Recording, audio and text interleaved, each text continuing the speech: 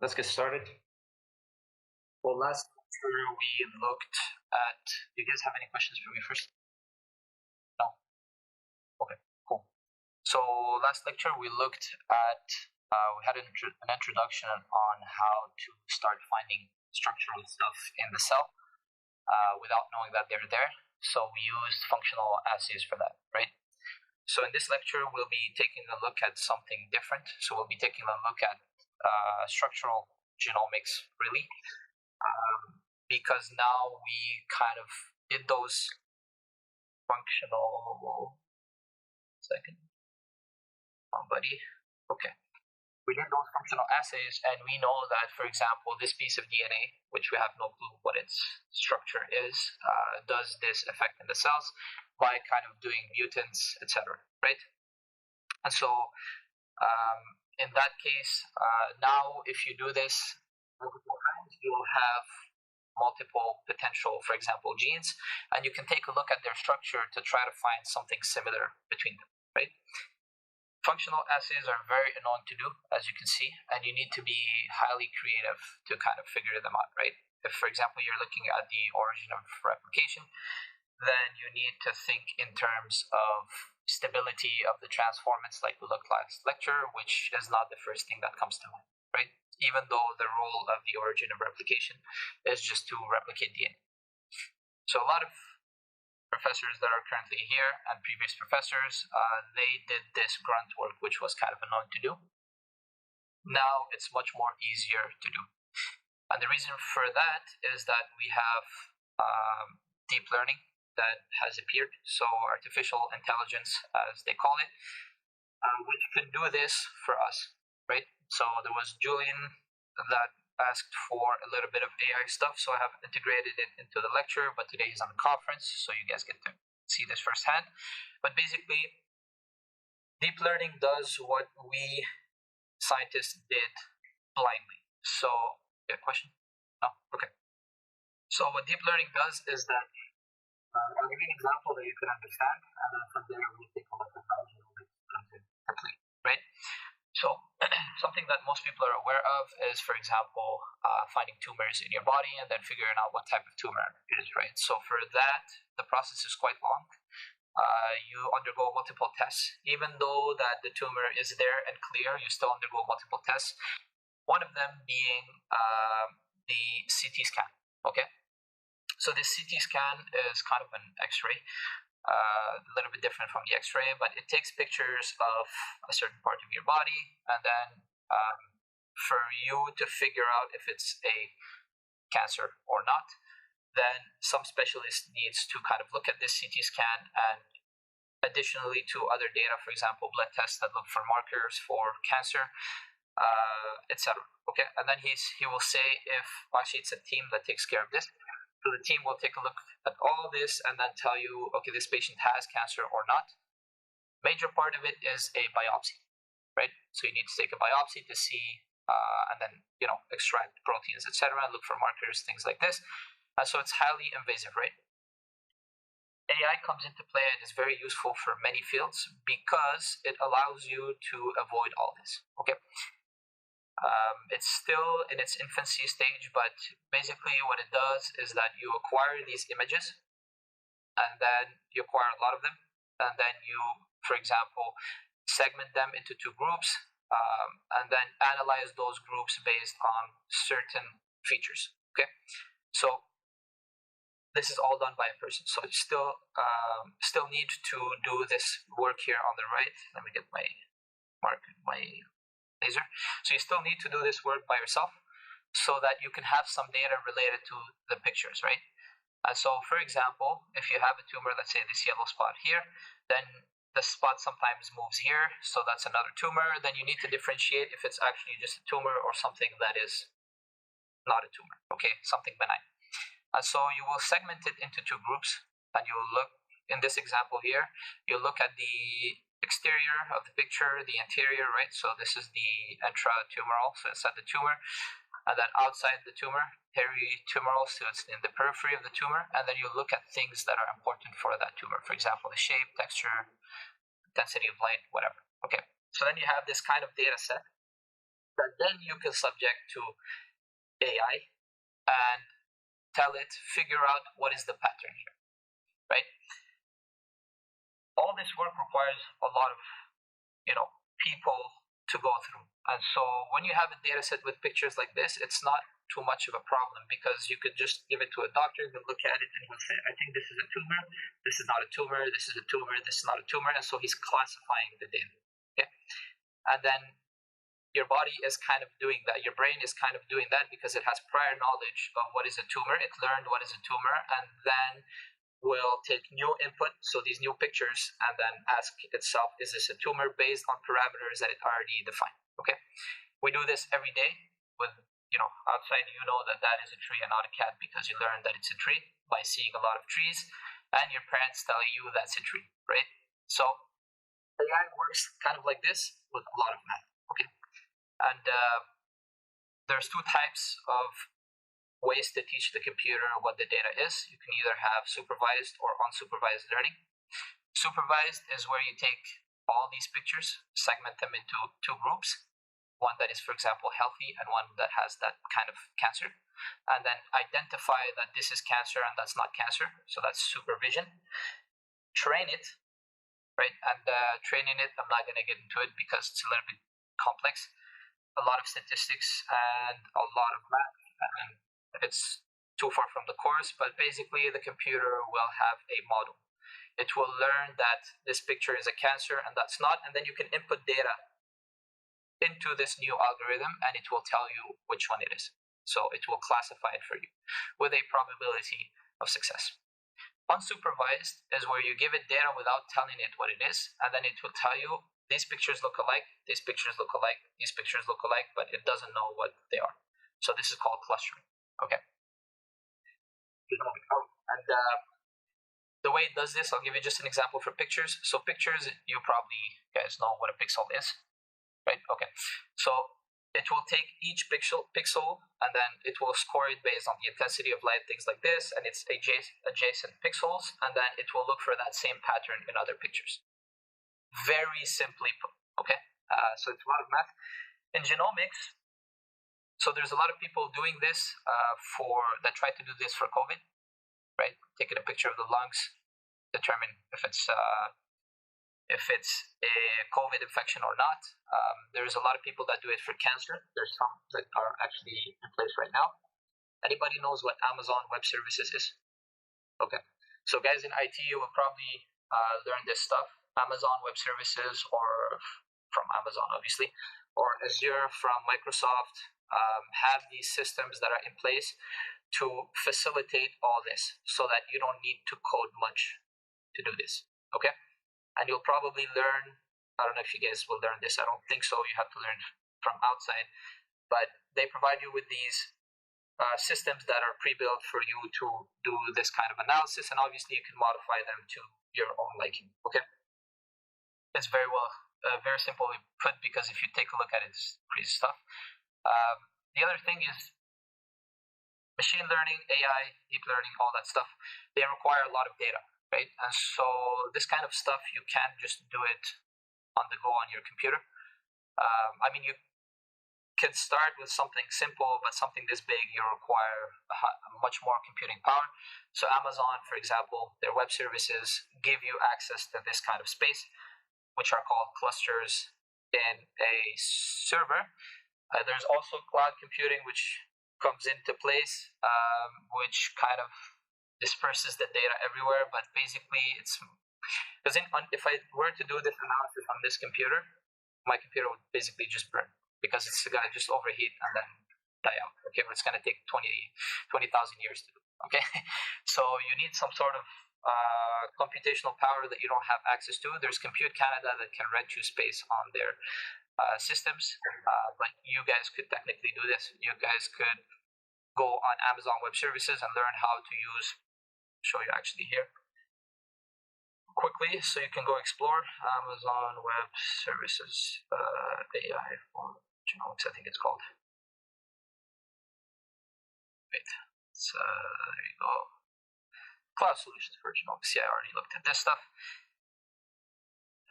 make an account and go learn. Go figure this out for fun. See what you can do with this. Obviously, it's going to be quite complicated, but you can learn and have fun with this. Now, one thing that happens in our field a lot is that people now store their data online. So as you collect it, you store it online. So there's a lot of databases that exist online that you can get data from patients and then play with it to train some sort of model and then try to cure some disease. Okay, just an example. I tried to do this before, almost made it, but then I didn't get the funding. So the idea was to take blood from patients that could potentially have cancer. So this is called a liquid biopsy. Then you extract the proteins, you extract the DNA, you extract the RNA, lipids, and all that. You run them through the mass spec, and you get this huge data set, right? And then all you have to do is compare that data to previous data that was acquired for people that have that exact cancer, right? Or different types of cancer, and then you can figure out which cancer it is without having to do any CT scan or any real biopsy or things like this, right? Obviously, this is like the vision. It's much more complex than that. I applied for funding for this, but didn't get it. I got to the 4th level. The 5th one was basically the funding. So the part where I failed was the market analysis. The VCs killed me. They killed me on the spot. But there's things that you can do like this, right? And yeah, so that's the AI stuff. I'll be adding bits by bits here and there. Do you have any questions on this? Did I say anything wrong? Okay, so structural assays, much more interesting than functional assays because they are much more simpler to work with. For DNA, it's just the sequence. Okay, so if you have the sequence and sequence and a little bit of proteins that bind to that sequence, you basically understand what's happening, right? And so genomics. Let's say, for example, we'll go back to the example where we have genes. We're not sure that they're genes, but if you cut that piece of DNA and you put it into vectors and you put it into these mutants, then they complement and they fix that phenotype, right? Let's say we were able to sequence all of them, and then some of them would have the gene, some of them would have the gene plus flanking sequences that are not gene, that are unrelated to a gene, and then put it through deep learning without supervising it. Then it could tell you, okay, this sequence seems to be a gene. These seem to be the sequences of a gene, and these don't seem to be the sequences of a gene. So it could kind of take all that.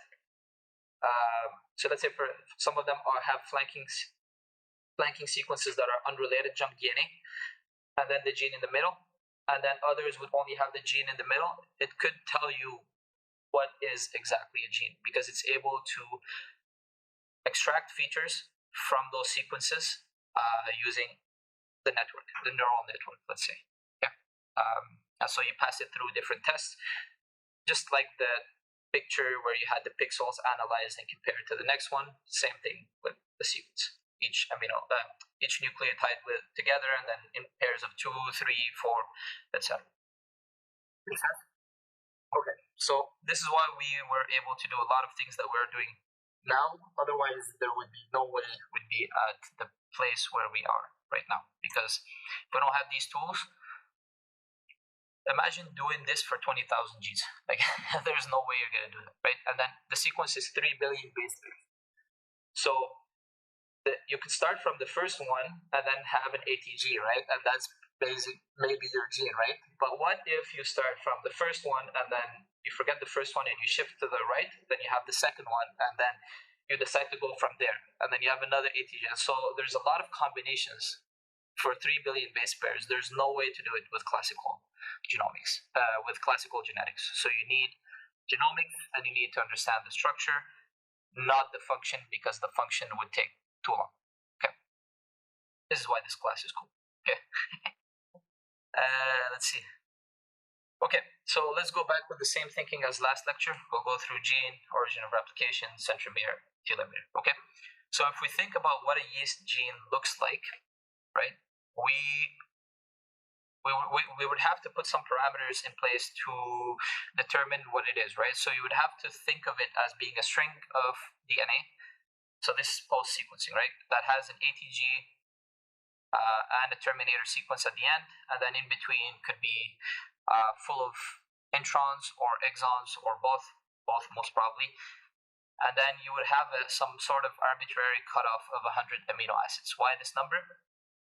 The probability that it is a gene below this number is not a lot. So statistically, you need a longer stretch for you to make a functional protein. Okay, so this is what was used to determine what genes looked like structurally. These are called ORFs, open reading frames, because they start at some point, which is the ATG, and then move by pair of 3 until the terminator sequence. So if we think like this, we can see that the prokaryotic gene structure looks like this, and eukaryotic looks like this, and the main differences is really the introns. So in prokaryotes, there's no introns. In eukaryotes, there are introns, obviously. And then the terminator and the starting sequence, the ATG, are the same. There's other features in higher organisms like eukaryotes that don't exist in prokaryotes, like the silencer. There are enhancers, there are repressors. There's no silencers, so there's that. What else? So that's that. The thing is, not all ORF. So if you're trying to figure out where are the genes along your DNA sequence after sequencing it, not all open reading frames are genes. So sometimes it will start with an ATG and end with a terminator sequence, but it does not produce a functional protein, right? A 3 or 4 amino acid protein is not a protein, and those exist, right? It does not do anything in the cell. So then how do you go about to figure which ones are the genes, right? And we'll get to that in a second. Some genes are smaller than 100 amino acids, which is the cutoff. Second, again, these introns, how do you determine which ones are the introns and which ones are not? So, and then obviously some of the genes, they don't encode proteins, so they are not functional in a sense. They make tRNAs, which you worked on, and small, what is this in? Small nuclear RNA, I think so. Something like this, I forgot. So how do you find them? One way to do this structurally is to look at the messenger RNA of these genes. So what you can do is find, because messenger RNA, we know that it has this poly A tail at the end. So if you have this poly A tail, automatically you're producing a protein. And so you could take a look at this poly A tail, right? And you can create probes for this to figure out which ones are genes and which ones are not. The problem with this is that some transcripts are not expressed in every situation. So you could, for example, be trying to figure out if this sequence here is a gene, let's say in your yeast where you reintroduce the plasmid, but under the wrong conditions, right? I'll give you an example. For mammalian cells, you don't have the same expression profile for the liver and the brain, for example. There are some genes that are shut down in the liver and active in the brain, things like this. So one example, for example, is the LRH, liver response hormone. You would not find it in the brain, okay? So then how do you go about these? And you need to play with the conditions and try to figure out, try to find the conditions under which that is expressed. So it's a lot of work, okay? As you can see, if you go the route of just, one by one. And this is why genomics is important. Another technique that you could use is by looking at evolutionarily conserved sequences. So species, most of the time, they have multiple copies of a gene. Sometimes they have copies from, more simpler organisms. And so if you take, for example, the sequence of a gene, then you can take a look at all the organisms that have been sequenced and look if they have that sequence in them, right? You guys know a tool that is used for that? Yeah, BLAST. Okay, so I think this is the first thing you learn in biochem, maybe? Forgot which class, but you learn to use BLAST, right? So BLAST, you can take a sequence, put it on there, and then try to find which species have that gene. So this is kind of boring, okay? Because you're trying to look to find the same gene somewhere else and then figure out, and then just annotate that gene in that organism and say, okay, because it's there, it's a gene, that means here it's a gene. And but this is highly relevant now, because what you can do is you can engineer proteins doing that by taking this approach, right? So this is unrelated to finding genes, but just a little side note, let's say. So, for example, if you're looking to make an enzyme that takes sugar and then turns it into intermediate to intermediate until you make, for example, I don't know, epinephrine, and then sell it, okay, in cells. So you would need to find the enzymes that would do the chemical modifications on your sugar or whatever until you reach the epinephrine molecule, okay? There are, in proteins, there are domains, so functional domains that have specific enzymatic activity. So if you have their structure, then you can take that sequence, cut it, and then attach it to a certain other piece, and then make your own enzymes, right? And then you can build enzymes like this by having that structure, and then introduce them in cells, and then make them do this kind of stuff. If you're interested into this, you can take the synthetic bio class, which is pretty cool. You learn how to engineer basically a pathway in cells. You do a little bit of computing, but it's on paper. It's not like you're doing basically the stuff on paper. Okay. And did anyone take it? No. Okay. If you want to make a lot of money, start a biotech, things like this. That's a pretty good place, because you can learn some tools that can later on be applied in your own startup. You'll see that I'm very startup oriented, but you can apply it in your startup and then try to build some sort of metabolite that is of high value and sell it. Okay, a lot of companies do this. They do this with, for example, lipids, things like this. Okay, so all this stuff you learn it in genomics, but then to kind of cut and paste together, synthetic bio is a good course. Okay, so here I give the example of RAS, because RAS, there's 3 copies of it. So there's the HRAS, NRAS, KRAS, and these, if you were looking at yeast and you had the sequence of RAS, and then you would use it to verify if there's RAS in humans, you would find some similarity between them, and you could start thinking that that is a RAS gene. Okay, so this is another way of finding genes that uses the sequence. Questions? No? Yeah?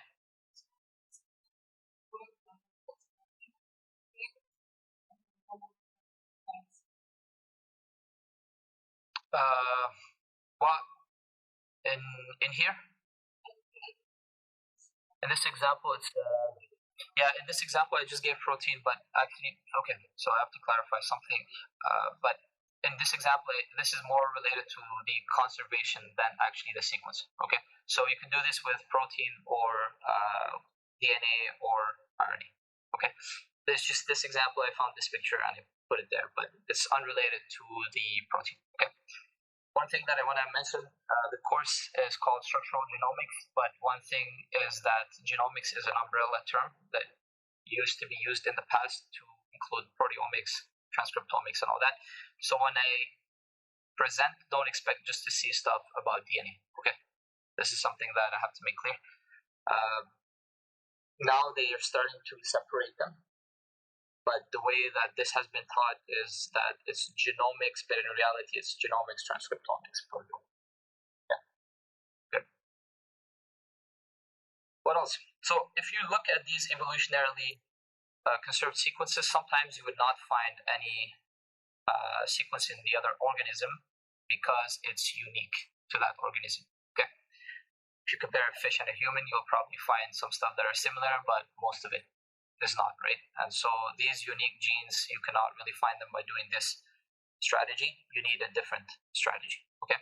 Sometimes you can also find what is called a dubious ORF, and this is where the ORF is a functional gene in an organism, but in the other it's useless. because it's not in the right frame. Okay, there's probably an ATG before it that messes up the whole thing, or a terminator sequence that is early on. Okay, so in this case, when you're comparing between organisms, you could have these two problems. Another approach is by looking for phenotypic change, and this is the one that's mostly used right now in research. You mess up something, if there's something that changes, then you try to identify what changed it. Okay, this is the functional assays that I told you about. But again, this only happens under specific conditions, right? One of the mistakes that happens a lot in labs is when you're working with cells, and cells have the circadian rhythm in them, and so what happens is that sometimes you treat them at different times of the day because they're following some sort of harmony in their metabolism. Then if you do it at the wrong time of the day, you will get an opposite result, and you'd start, what the hell is happening, right? So there's things like this. So conditions matter a lot. If, for example, you're switching between one student and the other, taking over their project, and you try to reproduce what they were doing, sometimes it will not work in your hands just because you're doing one thing different. Okay, so that's how sensitive it is. And these problems here, they're issues if you're trying to find genes, okay? Because if you're not in the right conditions, you will just not see it, no change, even though you do have a gene there. So you, depending on the situation you're in, you'll have to use different strategies. There's also the duplicated genes issue, where you have two genes that do the same thing. So if you mess up one of them, the other one takes over and you don't see a change. But in reality, if you break both genes, you'll end up with a change. Okay. And so this is another problem. Genomics fixes all this. Get the sequence, compare it, and see what it looks like, and that's probably it, approximately. So the old school work, and there's people that are still doing this. I don't know why, but I guess, when you get stuck with a project from the 1980s, then you just continue it because you have no other choice. But so there's a knockout collection of cells that was produced in yeast to study yeast. All the 5,000 genes, well, not 5,000, 6,000 genes were knocked out from the strain, right? Using a cassette for disruption. You can see it in the paper that I put the last lecture. If you go in it, you'll see that there's a cassette that they use, which just basically has homologous recombination to kick out the gene. Okay, so people did this for the 6,000 genes approximately, and they have all these strains. This was an international effort because at the time doing all this alone is very hard. Now there's a group in Toronto, the Charles Boone, that is trying to do, they're almost done. So basically what they're doing is breaking 2 genes at a time. So if you have 5,000 times 5,000, that's a lot of strains, right? And they're doing all this by themselves, but at the time that they're doing it, they're using machines, okay?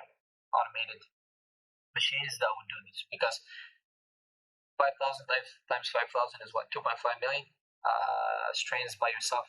No way. No way in the whole career. So automation came into play to do this, but what's really the purpose of doing all this? I don't know, other than sending those strains to other labs that are actually studying the link between those 2 genes. I mean, no purpose. It's a good way to get a lot of references to your work, Every time someone asks you for a strain, you give them, put my name, right? But in terms of scientific advancement, I don't know. They're at Toronto, one of the best universities in Canada, so I guess it works. So you would think that by that time we would have the yeast genome, like we know where everything is, right? But actually, no, we still don't. So we got the sequence in 1996. In 1996, we were thinking we had 6,200 genes. 2002, we went down to 5,300 to 5,400, the year I came to Canada. And then 2013, we went back up, and we're still trying to figure it out. Okay, so imagine doing this for the human genome. That's a lot of work. These guys don't have almost no junk DNA. Mostly of it is exons, so protein coding. So they're still trying to debate what the hell is happening. There's a database called the Saccharomyces genome database that you can go on and look at these genes and see where the hell they're at. But and you can see what the genes are, etc. Right? So they are probable, they get verified, and then goes backwards. Okay. For humans, I'll show you quickly. So,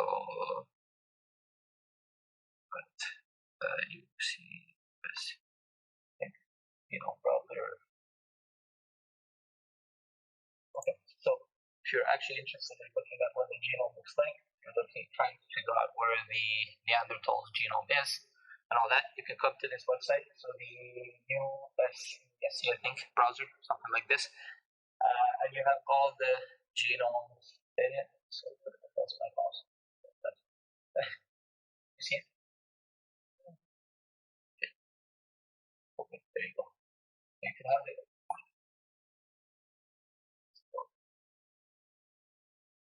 So you can click here to have the human genome, and then you can basically see all the genes that are in the human genome, and you can see the complexity of this thing. So I will not show it now, but I'll explain it later in the course so you can see how crazy this is. Okay. There's something like this for Saccharomyces. You have the mice here, everything, so you can take a look at it. Okay. That being said, origins of replication. So whenever you're looking at these things, there are features that you are looking for. So for the genes, the ATG, the terminator sequence, you have the exons, introns. They also have sequences at the edge, which you can recognize. For the origin of replication, in terms of structure, the origin of replication is an AT-rich region. In the yeast, there's not really much DNA, so it's only a limited space that could be the origin of replication, right? It's not inside a gene, outside of a gene, so it's in intergenic sequence is what we call it, and it binds a set of complex proteins which were found in different ways. So how would you find, for example, the origin of replication? And so how would you find the proteins that bind this sequence? Well, you could actually do something called cross-linking, where you would freeze the proteins on the DNA and then use probes to get those proteins, and then from there sequence that DNA. So this is called chromatin immunoprecipitation. It's a highly used technique in genomics. Okay, but for that you would need to know which proteins are important for the origin of replication, right? The origin. So there's a set of proteins called the ORC, origin of replication complex. And how do you find this one? Again, you go back to the last lecture. You break things and you see if the origin of replication is still there or not. If the DNA is replicating more than once per cycle or not. Okay. If it is, then your origin of replication is working. So then you can figure that out. If you put in a plasmid, so let's say, for example, you have a cell which is undergoing replication more than once in the cell cycle. So then you know that the origin of replication is kind of messed up, right? So then you try to break things until you figure out which one does not work, and that's how you identify the protein that is important for that. Okay. One more thing, there's a licensing factor that is important for the origin of replication, which prevents this from happening more than once per cell cycle. You want to avoid cancer and uncontrolled proliferation. And so if you have all these features, then you can say that it is an origin of replication. Okay. In yeast, you have this AT-rich segments. Those are bound by proteins, which I was just talking about. It's just they have weird names. So the MCM is mini chromosome maintenance, which is basically a helicase. It just opens the DNA. You have the ORC, the origin of replication complex, which will basically start copying the DNA, and then the replication fork is going both ways. You don't need to know specifically what the proteins are. It's just to give you an example of what I mean by finding things through their structure. Okay. How the hell do you find this as a researcher? How the hell do you figure this stuff here? Okay, so like this, it looks like it's almost impossible, right? Because there's a lot of things coming together, and you need to figure out what each one does and the subunits does and where they bind and all that. So this is the work of multiple scientists, not just one person. But this slide here is just to show you how do we get from not knowing to knowing this stuff. So usually you would try it in combination. So you have your sequence. Let's say, for example, you have the sequence of the AT-rich sequence. Then you try to pull that down, and then the proteins will come with it if you cross-link it. And then all you have to do is figure out what the proteins are, right? So you can use probes like antibodies or whatever to try to see if they're precipitating together, and then test them 1 by 1, 2 by 2, 3 by 3, and see which ones go together. Okay, so it's really brute force like this. Still happening like this. Currently, I'm actually looking at something like this where I found 3 different transcription factors that affect triple-negative breast cancer. And you do this by literally, well, not brute force, but there's sequencing data that I used, and then expression data that I used, compare them, and you see which proteins are found in both, and then you would think that those work together, very simply put, and then you try them on gels, etc. Okay? So I found 3. Now finding these 25, or I don't know how many proteins there is, it's crazy. Still not done with the paper, so I don't know. But for now, this is how you do it. If, for example, you want to test this, so let's say, for example, you have a new spot in the DNA that you think that is an origin of replication, then the way you do it is by either looking at that sequence or by pulling out these proteins and seeing if the sequence that comes with it is the AT-rich sequence. Okay? Do you have questions? Going quite fast? No? Okay. Centromere.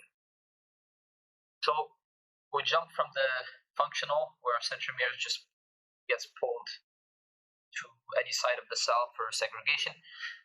Centromere, structurally, what they look like is they're divided into 3 pieces: CDE1, 2, and 3. So these are 3 segments or elements of the centromere sequence. CDE1 is bound by a protein called CBF, so CDE binding factor 1. CDE2 is AT-rich, and then CDE3 is bound by another complex, which is called the CBF3 complex. So if you're trying to figure out if the centromere, so when we looked at, let's say, 5-10 centromeres, we found all these features in the centromere. So this is why we're using these as determinants of what a centromere is. Okay. Don't need to know what the proteins are, but basically it looks like this. So you have the three spots, so CDE1, CDE2, and 3, and each one is bound by different proteins, and these make up the centromere core, structurally speaking. Okay. In terms of sequence, it looks like this. Okay. What else? So one more feature of the centromere is so you guys know what nucleosomes are, right? So nucleosomes are basically DNA coiled around histone proteins to prevent transcription of that region. There is usually it's H3 that is in the middle, so histone 3 that is in the middle, and there's 5 or 6 of them, H1, H2A, B3, whatever, okay? So H3 is in the middle, but for centromeres, so if you look at the chromosome, the centromere looks kind of like this, so it's coiled around this nucleosome, so the CSE4 nucleosome. So the CSE replaces the histone 3. So if we have all these features, we can say structurally that it is a centromere and not some other sequence. And you can see that CDE2 is around it. Okay. I think this is what I just said.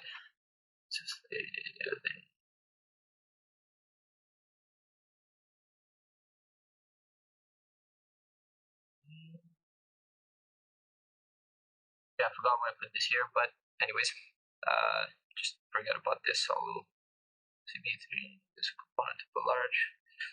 Okay, ignore this last one here, okay? Now, if we're looking at centromeres still, we can also determine if it's a centromere by looking at the proteins that allow for binding of the microtubule.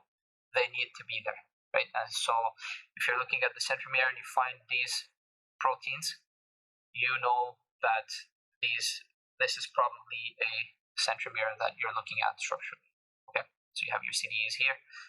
You have your CDEs here, and then the microtubule coming in from here, and these proteins that bind the microtubule. Okay. If experimentally you were to break down any of these, you would see a change in segregation and you would know that you affected the centromere rate. So these are important for the centromere. One of the labs that studies this a lot is Elisa Piekny. If you guys know her, she does a lot of microtubule cell division, DNA segregation work in terms of cancer. Okay.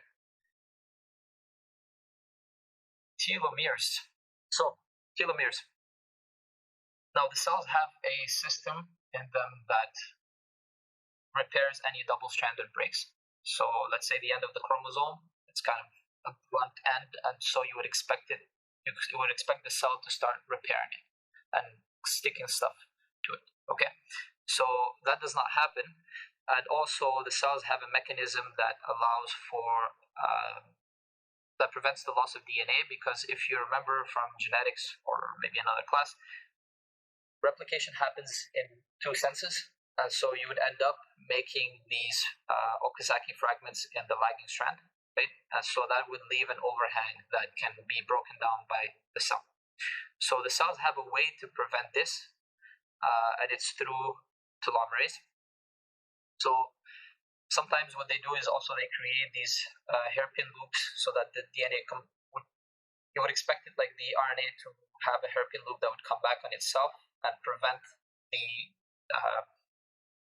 the double-stranded break repair mechanism. So the DNA would just kind of call on itself to prevent the machinery for repair from binding there. So it's not a hairpin. Instead, the telomere is a linear end, and it's capped by these proteins here. So CDC13, RIF1 and 2, and RAP1.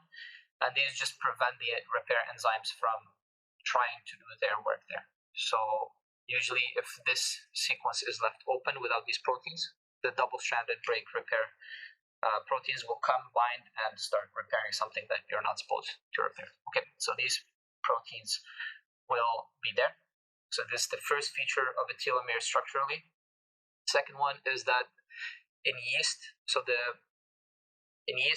telomere is a repeat, just another repeat that has 3 C's, 1 A, T, and 1 to 3 G's. Sorry, 1 to 3 C's and 1 to 3 G's. Okay. In animals, it's different, etc. So if you find this sequence here, you're probably dealing with a telomere. This sequence gets added at the end of the DNA sequence, and then is used to make the other strand, so the missing piece. I'll show you that in a second. And this sequence is added by telomerase. You'll see this in 2 slides, I think. So let's start by the proteins first. Okay, so your DNA usually has nucleosomes like this. This is the end of the chromosome. At the end of the chromosome, you have these telomeres here, which are bound by this CDC13 and the other proteins that I just told you about. And this just prevents telomerase, prevents the DNA repair proteins from coming, binding here, and then attaching DNA, which is not supposed to happen, right? This instead allows for the binding of telomerase, which will come and add more of the sequence to repair this hole here. Okay. Another way to look at this, so TERT is telomerase reverse transcriptase. So as I told you, telomerase is a reverse transcriptase. It uses RNA to make DNA. The RNA molecule is the molecule that will carry this, right? And so if we take a look at it here, when you're undergoing DNA replication, you'll form these overhangs, as I said, on the lagging strand.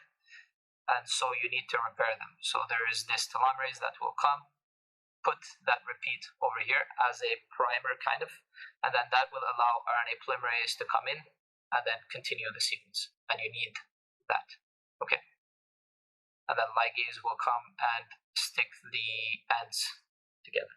So this is how you repair the DNA through telomerase. Question? No? Okay. Okay, wrapping really fast. Let's see. So we looked at genes, we looked at centromeres, telomeres, replication, origin. We didn't look at functional RNAs and selfish DNA and regulatory sequences. So we'll take a look at these. The first one is selfish DNA. So selfish DNA is, as I said last lecture, is a DNA molecule that has no purpose for the organism. It does not improve the fitness of the organism, right? Instead, it's selfish because all it does is that it wants to replicate itself. Okay. This is kind of off the description that is used because the selfish DNA actually does contribute to the fitness of the organism in a sense, because sometimes when the DNA moves from one spot in the genome to the other, it moves inside another gene and then messes up that gene. So this theory is a little bit iffy. I'll present it to you as being like this for now, but there's work that is happening to determine if actually it is contributing to the fitness or not. Okay, so there's two types of selfish DNA in yeast. First one is called the transposons, TY for transposon yeast element, and then the other one is the 2-micron circle, which is a plasmid. You guys know what transposons are?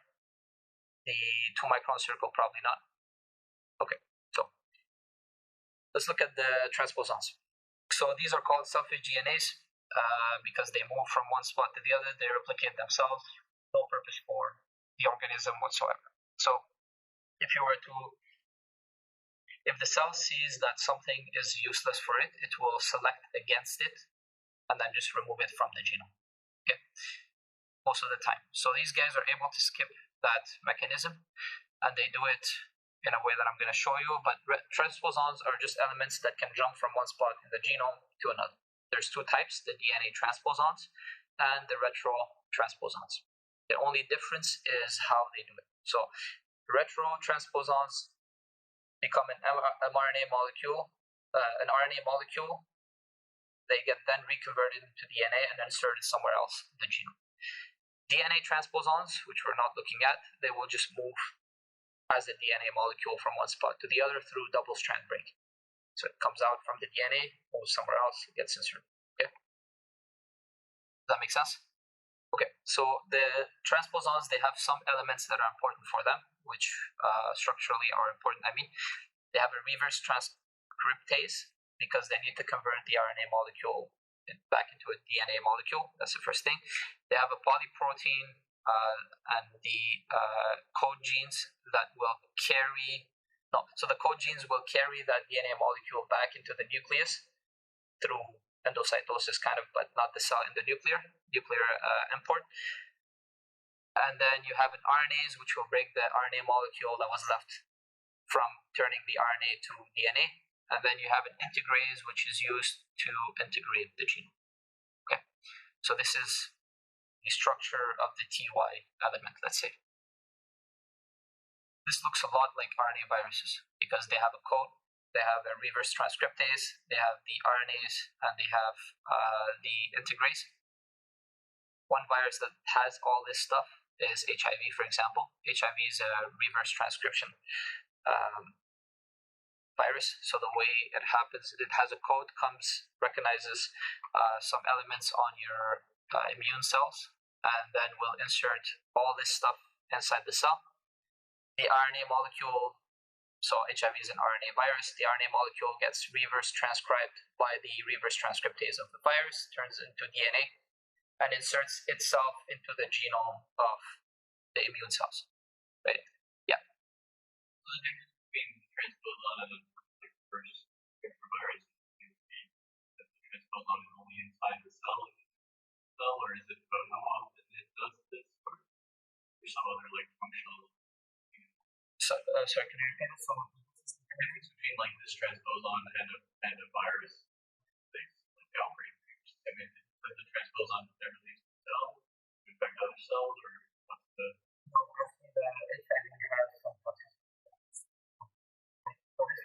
So the TY elements in yeast, we have them too. Actually, a lot of the genome is just transposons. Okay, so they jump from spot to spot. Sometimes they will end up inside a gene, and then suddenly make it break it, right? And so the gene is not good anymore. So then the cell will start signaling that there's something messed up. Immune system comes and just destroys that cell through phagocytosis or whatever. Okay. In the case of HIV, it's infecting the immune cells, right? So that's the problem. So then immune cells start destroying each other. So that's the kind of, well, there's a lot more than this, but that's why it is very dangerous, because then when it integrates the genome, it can reappear in the future, start making more of itself, and then spread around, right? And then there's secondary, tertiary infection sites, and then it goes on from there. Another RNA virus is the SARS-CoV, so the COVID virus, and it had a primary site in the lungs, but then it could also go to your brain, and that's why you would not smell or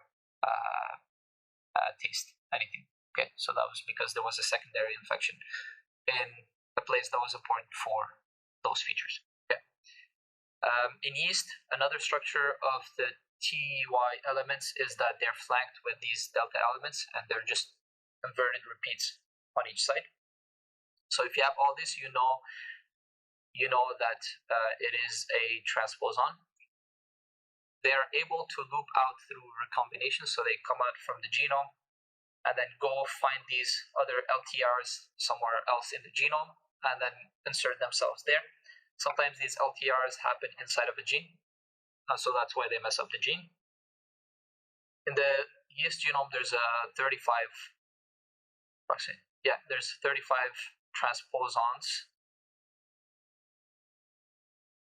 35 of them that are actually functional. The others, they don't have their reverse transcriptase, so they can't do their job.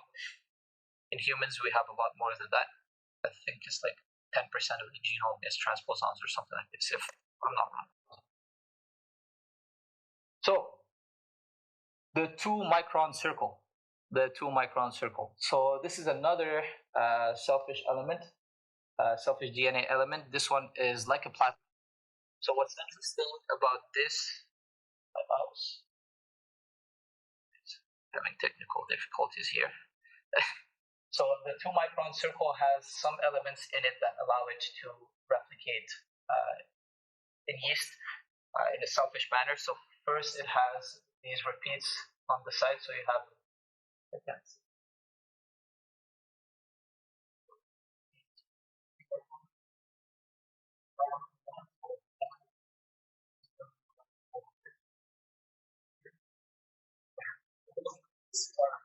are actually targeted by an enzyme that is called flippase. So this flippase here, which basically just flips them between each other. Very simply put, usually the DNA in the cell will replicate only once, but these plasmids are able to alternate between once and multiple times during the cycle. So this is what makes them selfish. So what happens is that you have two modes of replication, either the fork, where you're just replicating from the origin of replication and going each side, and when you're done, or you have the rolling replication mechanism, which you probably saw in genetics during hard the plasmid by itself, and then it makes copies of that DNA. So this 2-micron circle is able to switch from one mode or the other, and it does so through this flippase. This flippase will flip these rep1 and rep2, and because they are flipped, the origin of replication switches in a way, I don't want to get too much into the details, to either go between the fork that goes both ways or the rolling circle mechanism. What's the purpose? No purpose. It's just a selfish way of doing it. Okay, so this is another element of the genome that exists in yeast. Mammalian cells, we don't have this, but we do have the transposons. Okay, so these are structural features of the genome. You don't need to know more than this. Just remember the flip base, the repeats, and the 2 modes of replication. Okay. Finally, the functional RNAs. So functional RNAs are also another feature of the genome, because you know that genes don't all encode for proteins. Some of them, they encode for these tRNAs and ribosomal RNAs. tRNAs, if you remember, they carry amino acids. For the ribosome, they have a sequence that recognizes the codon, and they carry the amino acid link to that sequence, and they will just attach it to the polypeptide that's coming out from the ribosome. So obviously this is part of the genome, but it does not make a protein. So this is another feature of the genome. There's also the ribosomal RNA, which are important for, obviously, they're part of the ribosome, but the ribosomal RNAs are important also for recognizing, if you remember, the Shine-Delgado sequence. No, it's just basically a sequence in DNA that will bring the ribosome there first, and then start moving. There is the RNA. I never remember these because there's a lot of them. But these are just different types of RNA. Does anyone know what small RNA is? Yeah. Nucleolar? Okay. And this is small nuclear? Yeah. Anyways, just to tell you about the different types. I'm not too much of an RNA guy, so I keep forgetting what they are every time I learn them, but these are different functional RNAs that exist. And obviously in higher cells, so mammalian cells, for example, there's also the microRNA, the siRNA, the short hairpin RNA, shRNA, things like this. Okay, so these are all functional RNAs that are found in the genome. Obviously, we're not going to go through all the structural stuff linked to them because that's going to take too much time, but just know that they are there. Okay, 2 that are mostly used in labs are siRNA and shRNA, because they help you knock down a gene of interest. So they just have the opposite target to your transcript, and then they will bring a complex that will break the mRNA. So this way you don't make the protein. Okay, so we use them a lot. The others, useless. But probably some labs do work with these. Cool. Questions? No? Very easy.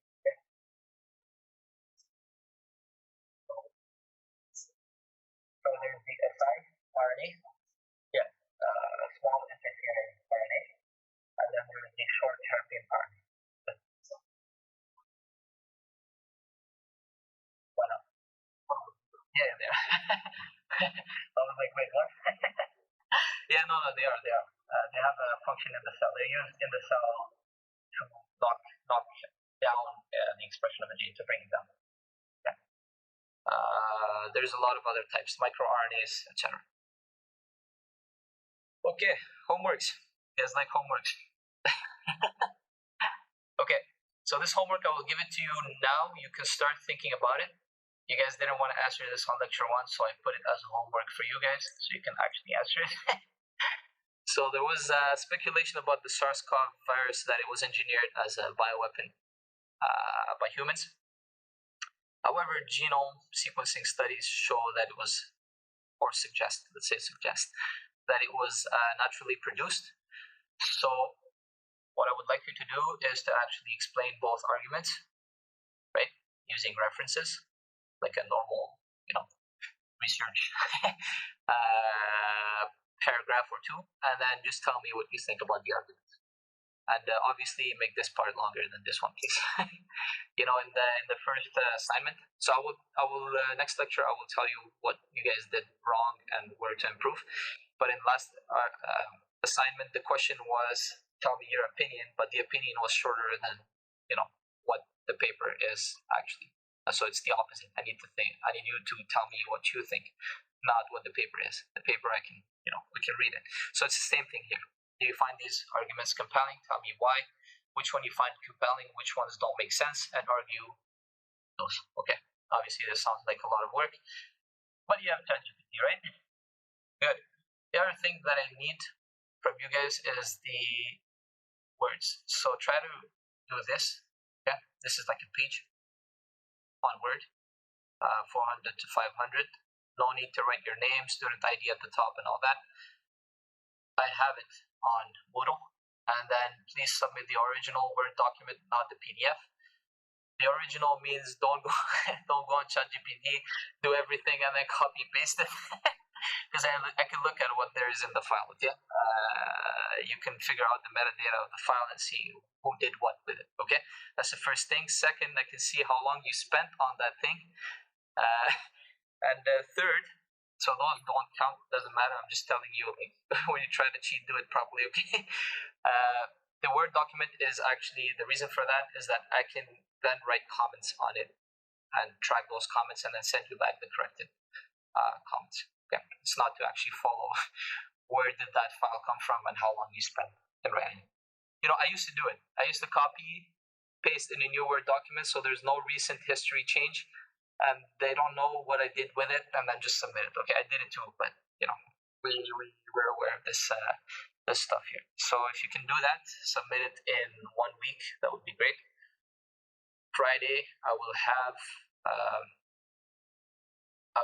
some slides to tell you what you did wrong in the previous one, so you can then update this. Okay, so you can start with the research, I guess, for this, and then Friday you'll know what I expect in terms of writing. Okay, questions? Yeah.